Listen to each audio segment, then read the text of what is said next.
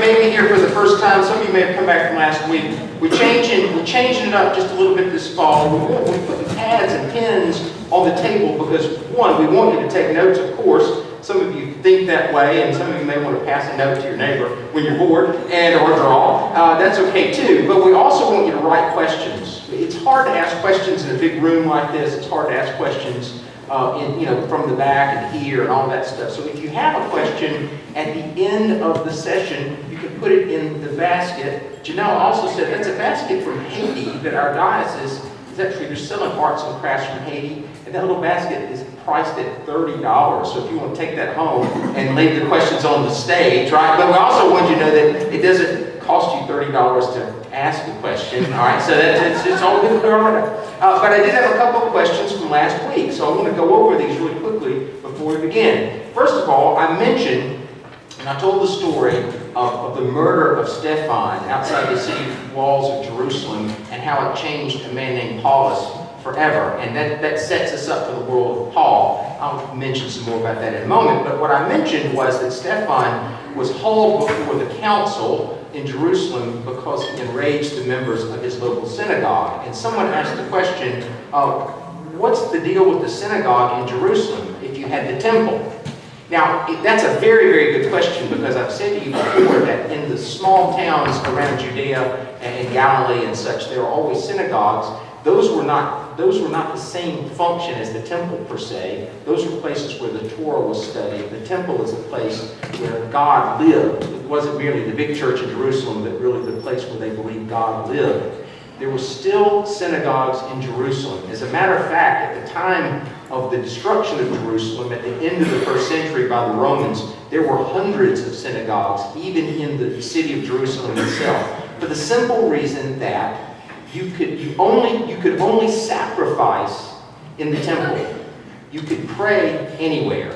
Okay? You hear what I said? You could only sacrifice in the temple. You could pray anywhere. You could study the Torah anywhere. And so synagogues were places where people could come together, especially like-minded people or people with a similar demographic. And so Stephan was actually in a Greek-speaking synagogue. It was called the Synagogue of the Freedmen, and these were people from out in the provinces like him. So that's the question. There were many synagogues in Jerusalem in addition to the temple. But remember, the temple is not just a big church.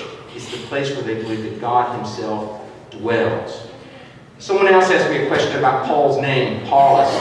For the purposes of this presentation, I'm going to play with names and try to set you in the context. I'm really trying to tell the story. And this might be a little bit of pretension on my part, but I'm trying to tell the story like you would watch Breaking Bad. And I don't want it to be dramatic and sort of get you in the mood. And Paulus, this was Paul's name, was Paulus. But someone said, Rich, I thought his name was Saul, and then he was converted and given the name Paul. And that's a common Sunday school understanding of what happened to St. Paul. But let me tell you that St. Paul always had at least two names. Now, when I said he always had two names, because he was from somewhere else. Stephan, or Stephen, Stephanus, he was from the provinces. So was Paulus. Paulus was a second-generation Roman citizen, which means that he had a Jewish name, Saul, which was his Pharisee name, and he had a Roman name, Paulus.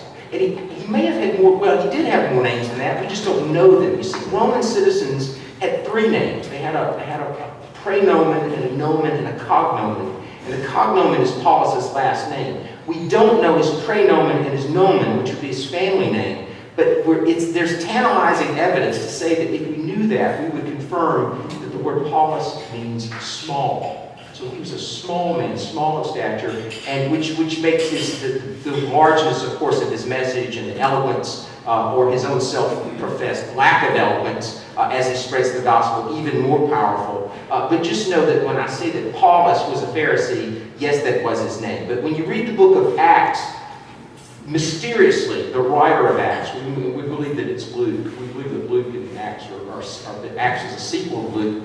He shifts from Saul to Paul with no distinction. And I really think it's only because it's simpler to call him Paul whenever he runs into a synagogue or a city with other Jewish people named Saul. So I think it's more of a shift. It's really not a, I'm converted, I'm going to change it from S to a P. There's not. He always had both names. So those are my questions. You all think of other questions as we go forward, and leave them in the basket, and I'll get to them next week. So our story brings us back to the temple, and for our purposes, I'm going to use this model, which is a 1/10 scale model of the temple in first century Jerusalem. This is at the Israel Museum in Jerusalem, and we'll just try to ignore this dude here, although this does give us a sense of the grandeur of the model and the scale. It's going to help to tell the story. This story centers back on the temple today, just like the murder of Stephan and Paulus, witnessing this murder and it changing his life forever. This also takes place around the temple precincts, and it takes place in the early chapters of the book of Acts. Now, before I begin to tell the story, I need to say something else about the book of Acts. It is the fifth book of our New Testament. We have the four Gospels, and then Matthew, Mark, Luke, John, and then Acts.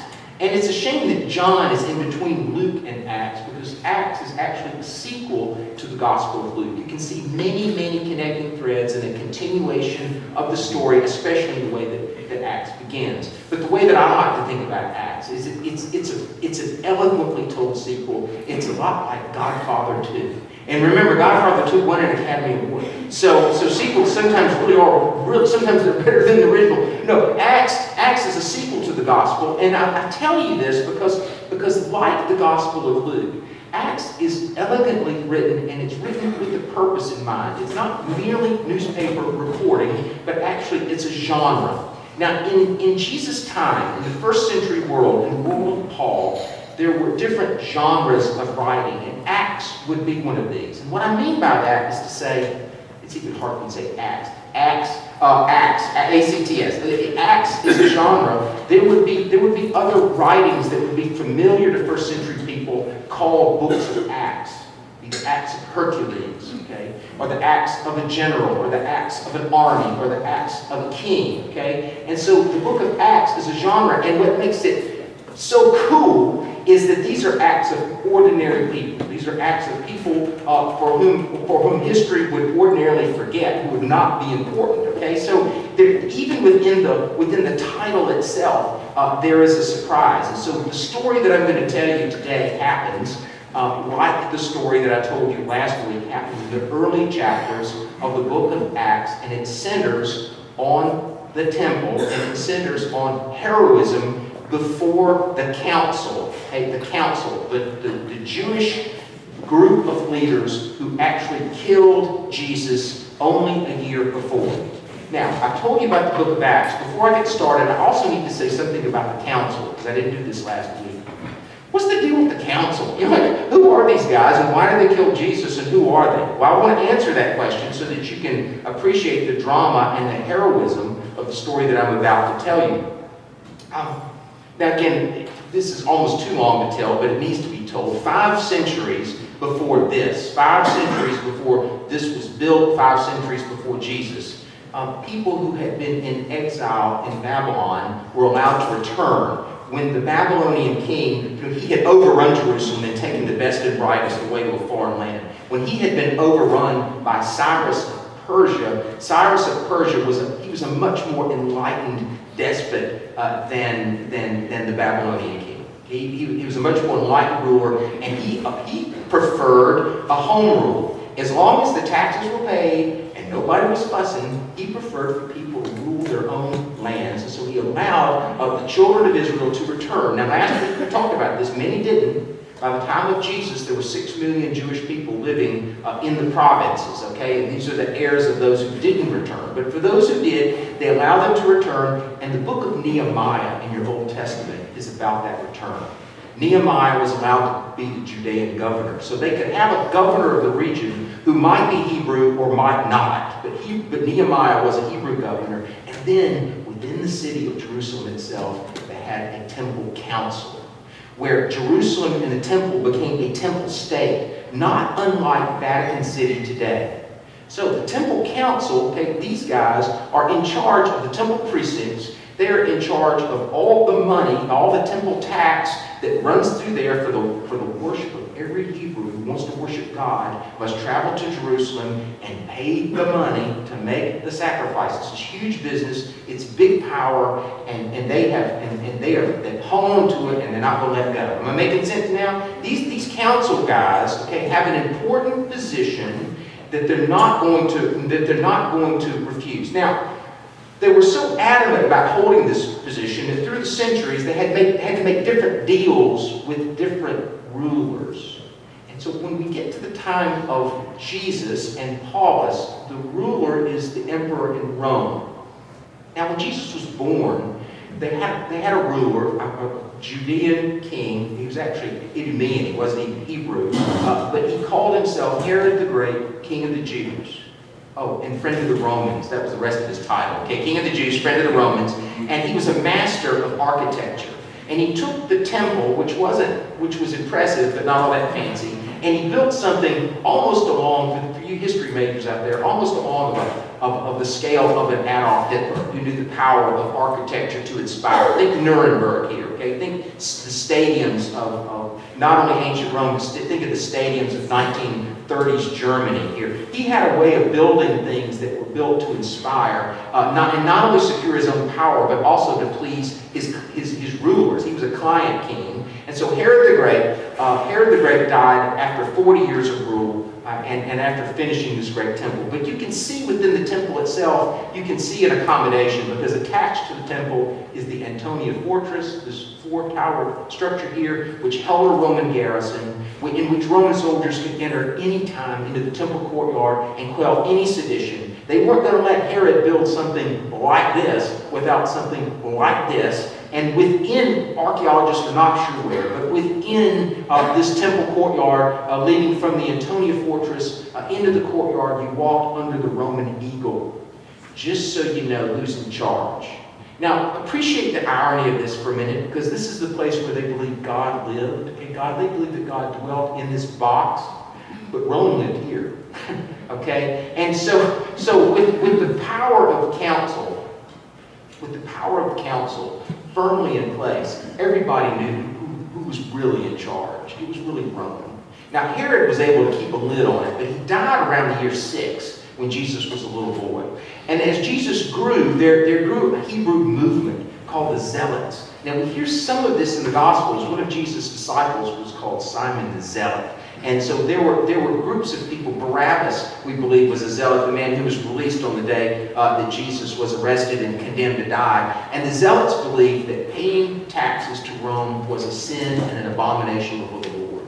They believed that the Romans defiled God's house, and so they taught this, and they patterned themselves after Jewish heroes who had defeated the Hebrews' enemies about 150 years before. And if you have those books of the Bible that are called the Apocrypha in your Bible, some of your study Bibles are thicker and they're the Apocrypha. The books of 1st and 2nd Maccabees are about these wars by these Jewish guerrilla fighters, these heroes who actually cleansed the temple of the Greek influences and the Greek defilements. That was something that happened a long time ago. And so these new zealots patterned themselves after these old warriors.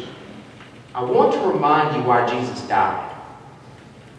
In short, the Jewish council feared that Jesus was a zealot or would rile the zealots and raise an army. That's what they were afraid of. When I traveled to Jerusalem last fall, I was able to stand along the roadbed right here. This is the Kidron Valley. This is on the west side of the temple, and the Garden of Gethsemane would be here. Where this fellow's standing would be the Mount of Olives. This is a deep, deep roadbed with actually a 4-lane highway running through it. And we were walking along this roadbed right here. And today, when you look at the Temple Mount in Jerusalem, you can only see this line right here, up to here. So you can imagine how dramatic. And I got to tell you, the Temple Mount, I mean, just Wikipedia, a picture of Jerusalem, it's really, really dramatic, okay? But you can imagine how much more so with all this wall on the top. And when I stood along this roadbed and I looked across the Kidron Valley about a mile, you can see a long way, I could only imagine Jesus riding on the foal of a donkey, just like Judas Maccabeus, a warrior they called the Hammer, 150 years before. And I could only imagine the excitement of the crowds as people began to gather around this donkey, waiting for the Messiah to come into this gate here called the Beautiful Gate and to save them all. This is why they killed him under cover of night. Now, the council who killed Jesus, it was a hurry-up affair. They shoveled him between the house of the high priest and also the Antonia fortress, and he was dead within 24 hours. But the council normally had a more elaborate structure, and they met, this is a little hard to see, but along this wall of the temple, okay, there was an elaborate courtyard that opened both into the inner court in which only Hebrews were allowed to enter. Okay? If a Gentile walked within this courtyard, they would be killed. The sign said, on pain of death, you may not enter. But they had a trial, they had a show trial courtroom that opened into the interior and also to the exterior so that a Gentile who might want to attend could watch the trial. So they had a beautiful court facility, and so here's the story that I want to tell you today. It's found in Acts chapter 3.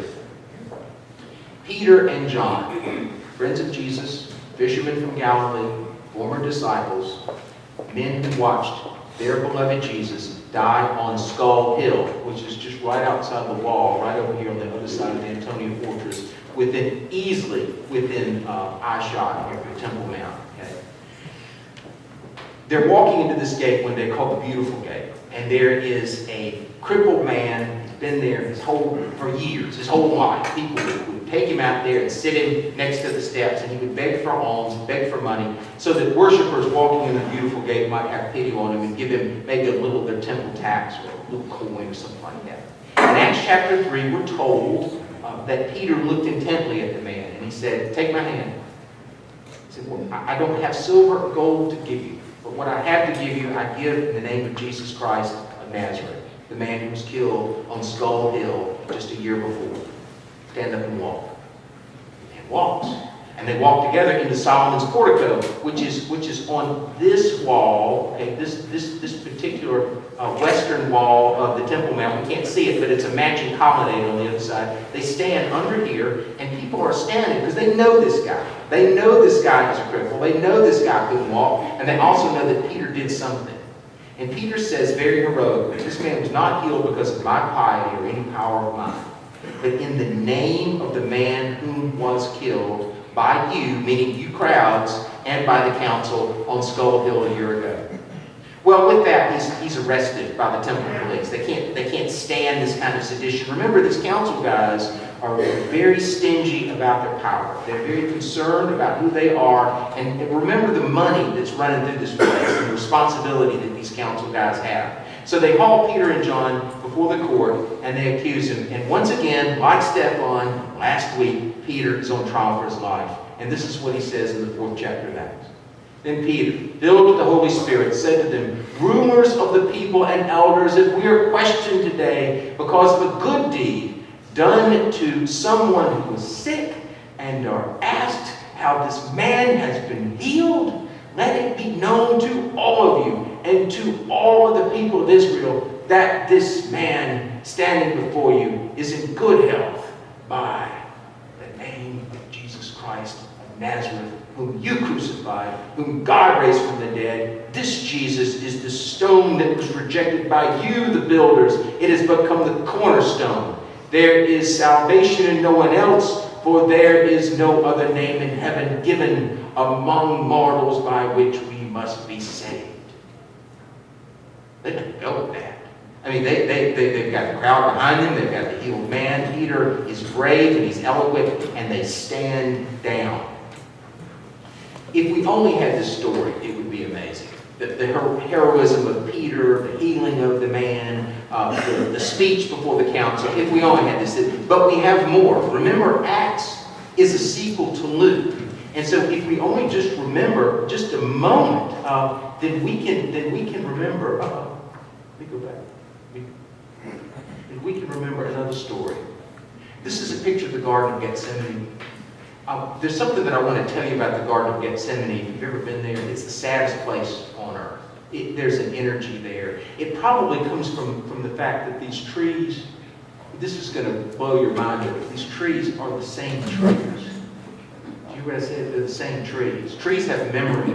This is not a, you might have imagined if you went to the Garden of Gethsemane that it would be a recreated garden where they would, manicure it, make it look like a first century olive garden or something like that. These are gnarled, ancient trees that wept on the saddest night of the world. Okay, and what happens in the Garden of Gethsemane, you remember this, right? Jesus slept somewhere under one of these trees. He cried so hard that his tears became blood. And then came the arrest. And then came Peter pulling the sword. And then came Jesus saying, "Put your sword away, Peter." And then they're all taken to the high priest's house because it's a hurry-up affair. The council, it's a sham of a trial. The council wants to get it done before the Passover. And Peter is in the courtyard of the high priest's house. Remember this? They're warming themselves over a charcoal fire. And a serving girl says to Peter, "You're one of them, aren't you?" And he said, "I don't know what you're talking about." And then two locals say, "I know you're one of them. You have a Galilean accent." "I said, I don't know the man." "No, we think you've seen me with him." I said, I don't know the man. And he curses his best friend's name. Appreciate the irony of this for just a moment. This Peter, before a show trial, this Peter before the council, this Peter before a building that was meant to both inspire and to terrify, gives a speech that I just read. This is the same man who cowered before the accusations of a little girl while his best friend was being slapped around by the temple police. Something changed within him.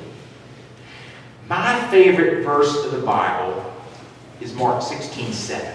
You note takers out there, you can write it down, you can look it up. My favorite verse of the Bible, in the whole Bible. Yup, my favorite verse in the whole Bible is Mark 16:7, and I'll tell you why. This is Mark's version of Easter. The first day of the week, the tomb was empty. Some women came to anoint the body of Jesus. They looked in there, and there was a white man dressed in white, maybe an angel. They weren't sure. Mysterious. He said to them, "Jesus of Nazareth is not here, but go." Mark 16:7. "Tell the disciples and Peter," that he's going ahead of him, just as he told him. Tell the disciples and Peter. Mark's gospel has very few details. Mark's gospel that doesn't really go into great detail about any story that it tells. So you have to pay attention to whenever anything's added, because there's not a word wasted. Tell the disciples and Peter. In a sermon last week, I talked about the cowardly lion in The Wizard of Oz. The cowardly lion cried because he didn't have courage. Courage is a big part of our self-esteem. It's an integral part of our self-esteem. Tell the disciples and Peter. I want you. Tell the disciples and Peter. I meant what I said. You will be the rock upon which I build my church. Tell the disciples and Peter, you can have courage. I've forgiven you.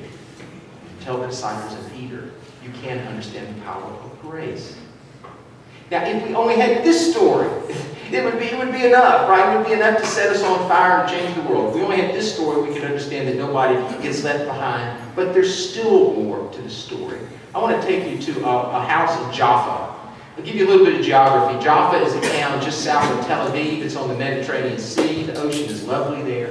Jaffa is about 10 miles north of the Gaza border. Jaffa was made famous earlier this year, about a month ago, because this is the place where most of the rockets attempted to fall during the Iron Dome attack of the Gaza-Israeli fight. Okay? Jaffa is a staging ground for the IDF as they headed into Gaza for this latest war that they had. That's the sad story of Jaffa. Jaffa is also a very interesting town. This little house is down a courtyard, and it's stuck off. It's just stuck off in the middle of nowhere, old city of Jaffa, and somebody still lives there. there's a family still living there. In other words, there's an Arab dude who gets up every morning, makes coffee, and watches Al Jazeera in this house right here. But Peter also went to this house.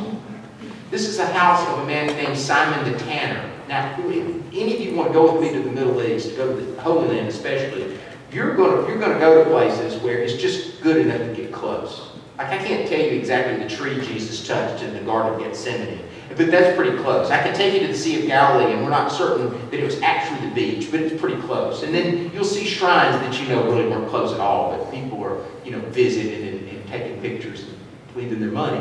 You'll see that kind of stuff too. But every once in a while, you'll be somewhere where it really happened. And we know, archaeologists know, that this is the house of Simon the Tanner because it's near the sea, as reported in the book of Acts. And in order to be a tanner, to have this trade, you have to have a water source. And this is the only first century building with a well in the city of Jaffa. It's the house, Simon the Tanner. So someone went ahead and wrote over the lintel, you know, the lintel, over the arch there, house of Simon the Tanner, and they even wrote it in German. And I'm sure that this poor Arab guy, after he finishes Al Jazeera and he gets his lunch pail and has to head to work, he has to wait for people like me to snap a picture of the door, right? If he were a thinking man, he would open the Simon Peter Museum, and charge a drachma or two when you walk in there. But he hadn't done that yet. That's okay. Here's the story as it's told in the book of Acts. Peter went to the house of Simon the Tanner, and it was about lunchtime. While they're fixing lunch, he goes up to the roof of this house, and he takes a nap. I like my nap after lunch, but Peter takes a nap before lunch, and when he takes the nap, he has a dream. You remember the story, right? A sheet comes down from heaven, and on the sheet are all kinds of food, including foods that are forbidden for nice Jewish boys to eat. So included in this food are barbecue and shrimp, right? And oysters. And so it all comes down out of the sky, and Peter says in his dream, Lord, I can't eat this stuff. Thank you for lunch, but this is forbidden by your law for me to eat. And the Lord says to Peter in the dream, nothing I make is profane. Eat. Nothing I make is profane. Eat. Peter wakes up just while he's wondering what this could all mean. There's a knock on this door. And these are the servants of a centurion named Cornelius who lives in a town just up the sea, just up the coast of Caesarea. And they say, Mr. Peter, you're going to think this is crazy, but my master had a dream and told us to find you. Now, Hebrew people in the first century could not visit Jewish people. They were defiled by Jewish people. They didn't touch Jewish people. They didn't have anything to do with Jewish people. Gentile people. Hebrew people didn't have anything to do with Gentile people. They didn't touch Gentile people. They were defiled by Gentile people. They didn't eat with Gentile people. And yet Peter had a dream. He follows the servants. He meets Cornelius. He baptizes his family. And something new begins.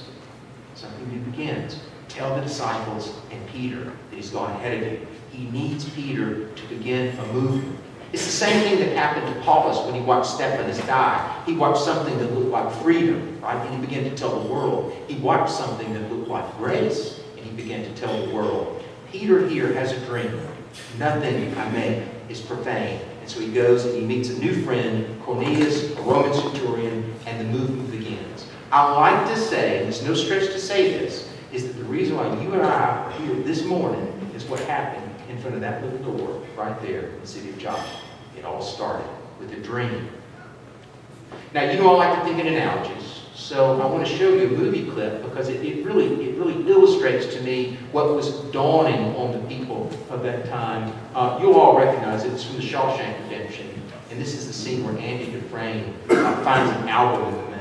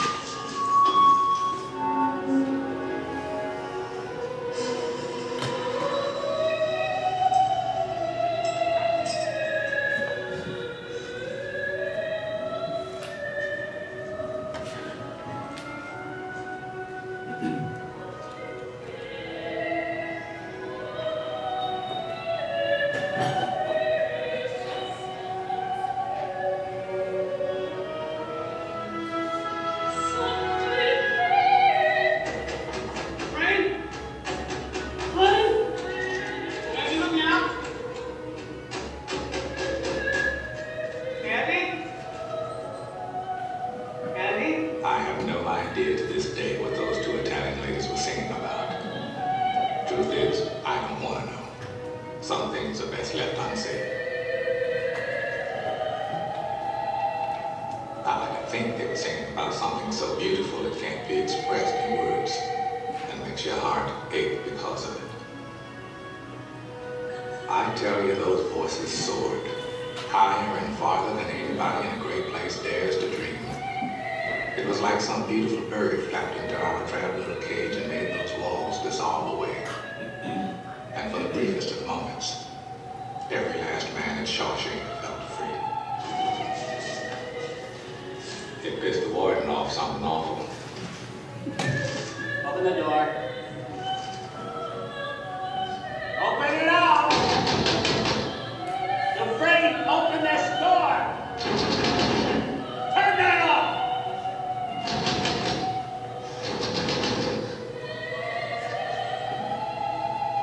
I am warning you, Dufresne, turn that off!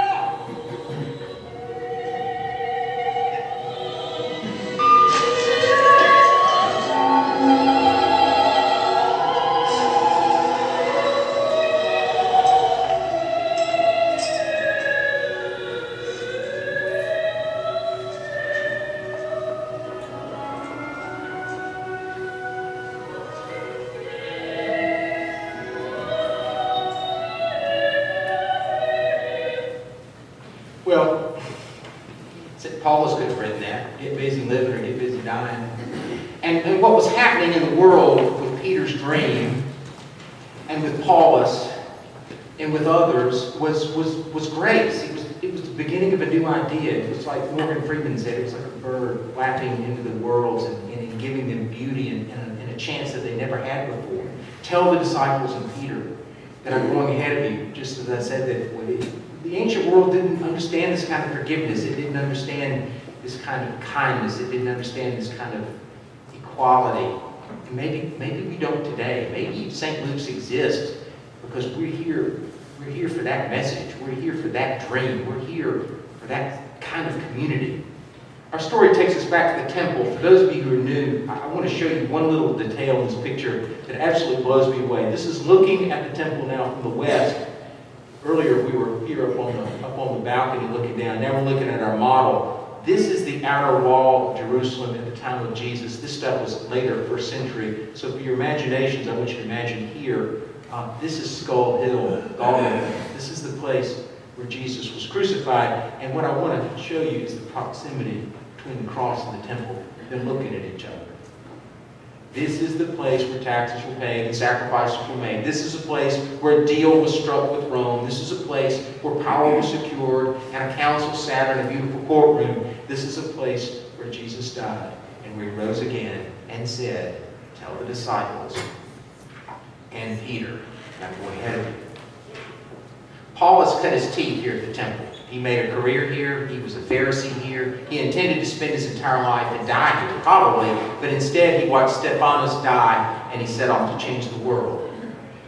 We're going to spend the next fall looking into the mind of the man who was changed, like Peter, by a dream, like Peter, by Jesus, like Peter, by a message that's very similar to the scene from the Shawshank Redemption. We're going to look into the mind of Peter, and for now I want to give you one example, because during my midweek Bible study, we're covering every book of the Bible, and so for this fall we're going to talk about the letters of Paul. What I told my crowd last week was simply this, that as a Pharisee, there were rules that governed everyday life. Paul's a Pharisee, he knew these rules. Pharisees, you can glean a little of the world of the Pharisees when you read the Gospels. Pharisees were concerned with how you wash your hands and what you ate. They were concerned about what kind of pot you used. They were very concerned about not fraternizing with Gentiles like Peter did with Cornelius. They were concerned about all this stuff. And while we might think that they were a little crazy in their everyday rules, there was a genius behind Pharisees, and there was a heroic nature of their faith. And they get it from this. They believe that God watches everything that we do. You can look at Psalm 19, for instance, which is a poem to the sun. It's beautiful poetry. The Hebrews had an appreciation of nature unlike any other ancient people. And they talk about the sun wheeling across the sky and nothing is hidden from its heat. And then right in the middle of Psalm 19, they talk about the law. The law of the Lord is perfect. It revives the soul. And you're thinking, wait a minute, I thought they were talking about the Son, and now they're talking about the law. But you see, they loved the law so much that they thought that God gave them this law so that they would know how to live. St. Paul saw something different on the day he watched Stephanus die. Peter saw something different on the day he had a dream on the roof of the house of Simon the Tanner. That is, that none of us can keep this law.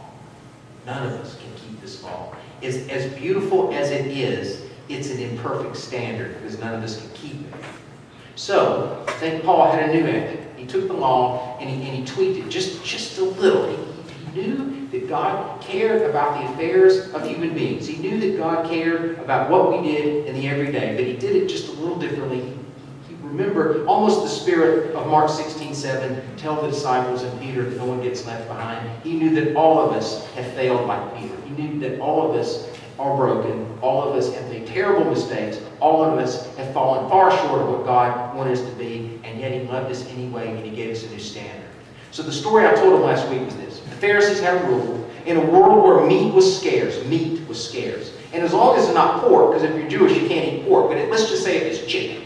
And you're living in a pagan city, and there might be some chicken, some good chicken, that was intended to be sacrificed to an idol, a local deity, a local god. It was intended to be sacrificed, but it didn't quite make it. Maybe, perhaps it was sold by the time it arrived at the temple, or perhaps the temple had already ceased to do business that day, and there was some leftover chicken. You could eat that chicken. Okay, the Pharisees said, it's okay. It was not sacrificed to an idol. You can eat that.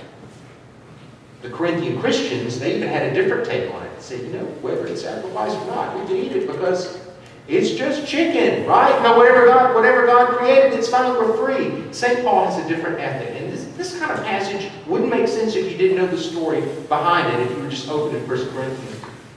So by your knowledge, Paul writes, those weak believers for whom Christ died are destroyed. But when you thus sin against members of your family and wound their conscience when it is weak, you sin against Christ. Therefore, if food is a cause of their failing, I'll never eat meat, so that I may not cause one of them to fall. But take care that this liberty of yours does not somehow become a stumbling block to the weak. If others see you possess knowledge, eating in the temple of an idol, might they not, since their conscience is weak, be encouraged to the point of eating food sacrificed to idols? It's hard to understand this passage in that context. All Paul is saying is that people matter. Don't worry about your rules. Don't worry about your freedom. Don't worry about your perfection. Don't worry about your accomplishments. Don't worry about what you know and what you don't know. Worry about others. Love people. Understand that we're all broken, trying to find our way. Include. Understand. Listen. Love. Hold back. Withhold judgment. Live. Friends, if we can do this in a divided, hostile world, then we will be that message of grace, like a beautiful bird. I'll leave us with this word. Tell the disciples and Peter, he's going ahead of you. Tell the disciples and the addicted. Tell the disciples and the deluded. Tell the disciples and the foolish. Tell the disciples and the wrong. Tell the disciples and the misguided. Tell the disciples and the mean and the ornery. Tell the disciples and everyone. He goes ahead of you, and he wants you to come home. Let us pray. Father, thank you for this message of grace. I pray that we hear it and live it. I pray that we live a life in gratitude. I pray that we change the world by our brokenness. Bring us back together again in peace and safety. And thank you for these friends. We pray these things in Jesus' name. Amen. Thanks, everybody.